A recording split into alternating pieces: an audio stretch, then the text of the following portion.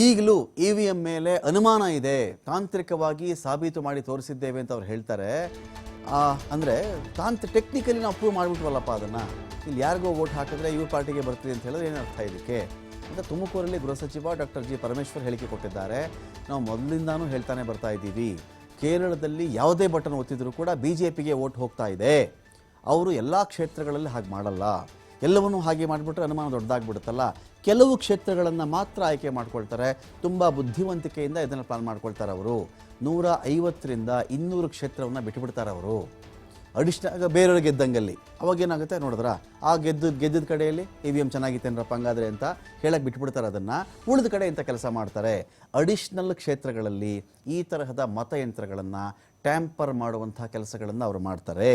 ಮತಯಂತ್ರಗಳಲ್ಲಿ ಯಾರಿಗೆ ವೋಟ್ ಹಾಕಿದ್ರು ಕೂಡ ಅವ್ರಿಗೆ ಬರೋ ಥರ ಮಾಡ್ಕೊಳ್ತಾರೆ ಅಂತ ನನಗೆ ಅನುಮಾನ ಇದೆ ಅಂತ ಹೇಳಿ ಪರಮೇಶ್ವರ್ ಅವರು ಮಾತಾಡಿದ್ದಾರೆ. ನಾವು ಮೊದಲಿಂದಾನು ಹೇಳ್ತಾನೆ ಇದ್ದೀವಿ, EVM ಅನ್ನ ಹ್ಯಾಕ್ ಮಾಡೋದಕ್ಕೆ ಸಾಧ್ಯತೆ ಇದೆ ಅಂತ ಟೆಕ್ನಿಕಲಿ ಪ್ರೂವ್ ಮಾಡಿ ತೋರಿಸಿದೀವಿ. ಈಗ ನಿನ್ನೆ ಕಾಸರಗೋಡಿನಲ್ಲಿ ನೋಡಿದ್ರೆ ಯಾವ ಬಟನ್ ಹೊತ್ತಿದ್ರು BJPಗೆ ಹೋಗುತ್ತೆ ಅಂತ ಹೇಳಿದ್ರೆ ಅದು ಸಾಧ್ಯ ಇದೆ ಅಂತ ಹೇಳಿ ಅಲ್ಲಿ ಆಯ್ತಲ್ಲ. ಸೊ ಅಂಥದ್ದನ್ನ ಯಾಕೆ ಬೇಕು ಎಲ್ಲ ಕ್ಷೇತ್ರದಲ್ಲೂ ಮಾಡ್ತಾರೋ ಮಾಡೋದಿಲ್ವೋ, ಆದರೆ ಕೆಲವು ಕ್ಷೇತ್ರಗಳಲ್ಲಿ ಅವ್ರಿಗೆ ಬೇಕಾದಂಥ ನಂಬರ್ ಬರೋವರೆಗೂ ಅಂಥ ಕ್ಷೇತ್ರಗಳಲ್ಲಿ ಅವ್ರು ಮಾಡಿರೋದಕ್ಕೆ ಯಾಕೆ ಸಾಧ್ಯತೆ ಇರಬಾರ್ದು ಅಂತೇಳಿ ನಮಗೆ ಅನುಮಾನ ಸ್ವಾಭಾವಿಕವಾಗಿ ಬರುತ್ತೆ. ಯಾಕೆಂದರೆ ಇದು ಟೆಕ್ನಿಕಲಿ ಪಾಸಿಬಲ್. ಜೊತೆಗೆ ಇದು ಹಿಂದೆ ಯಾಕೆ ಮಾಡಿರಬಾರ್ದು,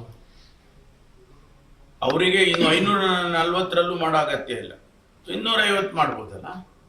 ಅವರು ಆರಾಮಾಗಿ ಗೆದಿಯುವಂಥ ಕ್ಷೇತ್ರಗಳನ್ನ ಬಿಟ್ಟು ಅದು ಗೆದ್ದಿತ್ತಾರೆ, ಅವರೊಂದು 150 200 ಇರ್ಬೋದು, ಅಥವಾ ಆಸುಪಾಸಿನಲ್ಲಿ ನಂಬರ್ ಸಂಖ್ಯೆ ಇರ್ಬೋದು. ಅದಕ್ಕೆ ಅಡಿಷನಲ್ ಆಗಿ ಒಂದು 50 ಕ್ಷೇತ್ರದಲ್ಲಿ ಮಾಡಿಕೊಂಡ್ರೆ ಅದು ಯಾರಿಗೆ ಗೊತ್ತಾಗುತ್ತೆ. ಅಲ್ಲೊಂದು ಇಲ್ಲೊಂದು ಯಾವುದು ಒಂದೊಂದು ರಾಜ್ಯದಲ್ಲಿ ಒಂದೊಂದು 2 3 ಮಾಡಿದ್ರೆ ಇಡೀ ದೇಶದಲ್ಲಿ ಒಂದು 50 ಜಾಸ್ತಿ ಆಗ್ಬಿಡುತ್ತೆ.